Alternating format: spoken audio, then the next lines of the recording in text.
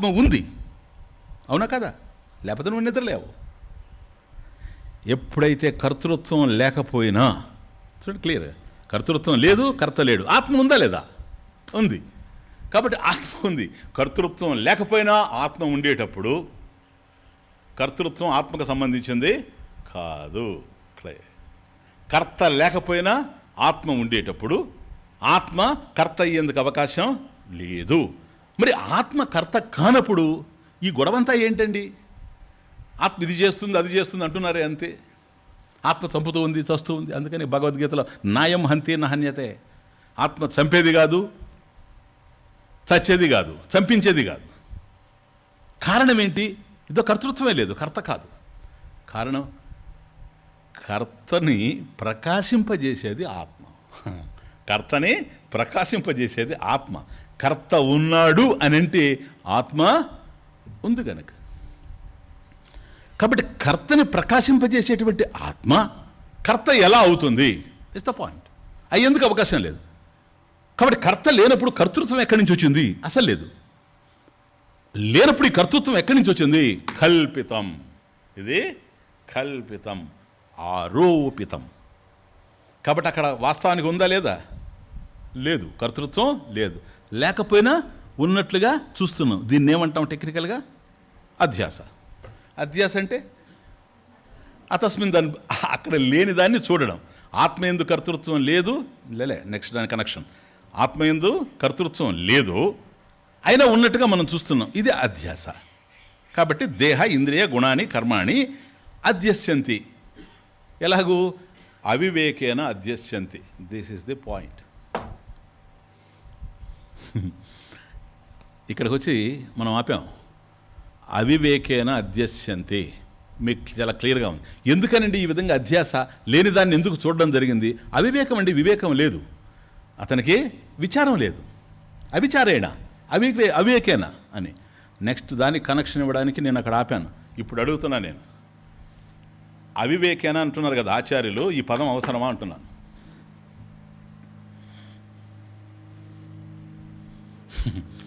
అధ్యస్యంతి అవివేకేన, అవివేకంతో ఆరోపిస్తూ ఉన్నాడు అని అర్థం. అధ్యస్యంతి అంటే అధ్యాస. అతస్మిన్ తద్బుద్ధి. మీరే చెప్తున్నారు. అది కాని దాని యందు అది అనే బుద్ధి. అది అజ్ఞానమా కాదా? అజ్ఞానం అస్తి. ఒప్పుకుంటారా? అజ్ఞానం ఉండే చోట వివేకం ఉంటుంది. అధ్యస్యంతి అన్నప్పుడే అవివేకం కదా. అవివేకేన అధ్యస్యంతి, క్యా బాత్ హై. వివేకేన అధ్యస్యంతి కూడా ఉందే.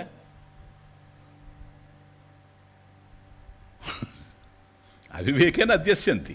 వివేకం లోపించడం చేతనే అధ్యాస, సూపర్ ఇంపోజిషన్, లేని దాన్ని ఉన్నట్టుగా చూడడం.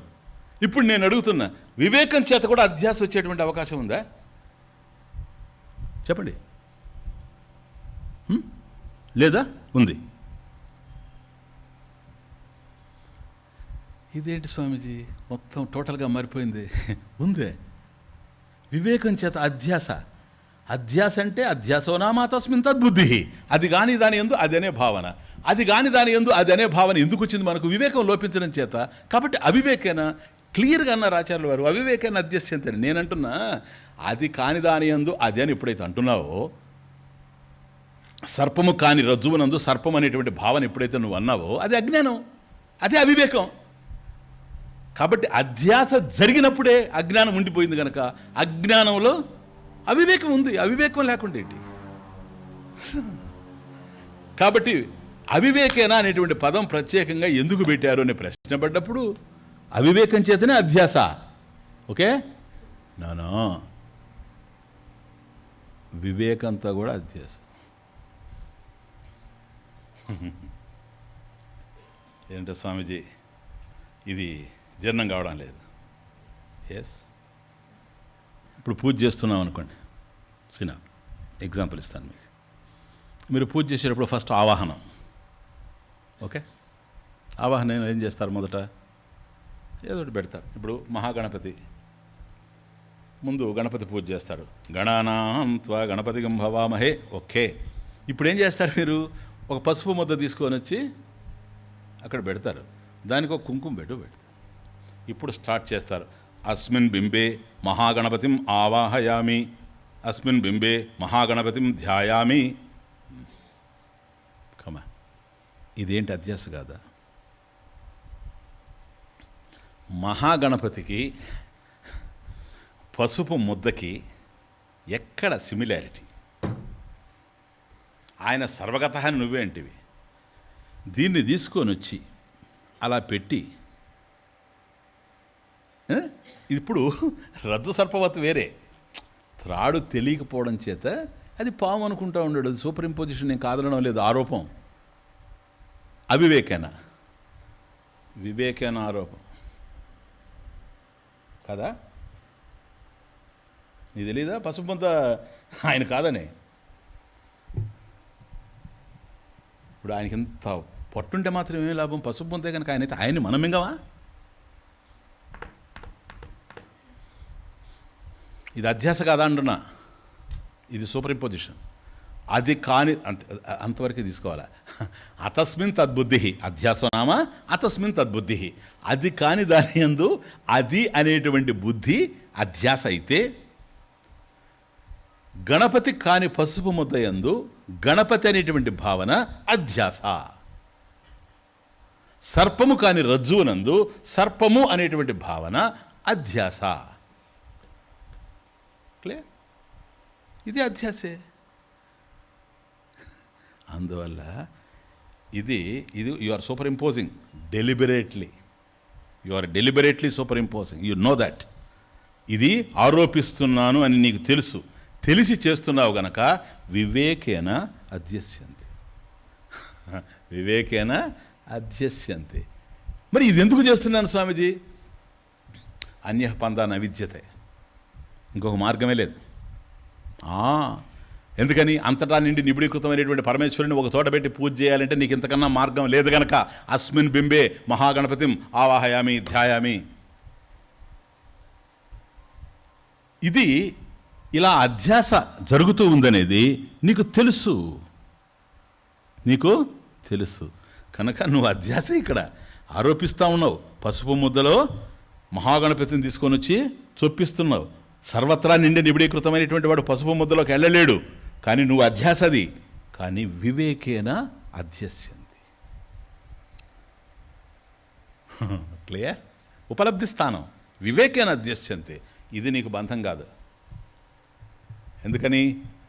అంతఃకరణ శుద్ధికి ఉపయోగపడుతుంది. ఇది అధ్యాస అని కూడా నీకు తెలుసు గనక, ఇలా చేయడం మంచిది కాదు అని కూడా నీకు తెలుసు గనక, ఇంతకన్నా మరొక మార్గం లేదు గనకనే ఇలా చేయడం జరిగింది గనక, పూజంతా అయిపోయిన తర్వాత దీనికి ఉండదు సార్ ఒక వ్యవహారం. మంత్రహీనం క్రియాహీనం భక్తిహీనం మహేశ్వర యత్ పూజితం మయాదేవ పరిపూర్ణం తదస్తుతే. ఇది చూడండి తమాష. ఆలోచించారు ఎప్పుడన్నా?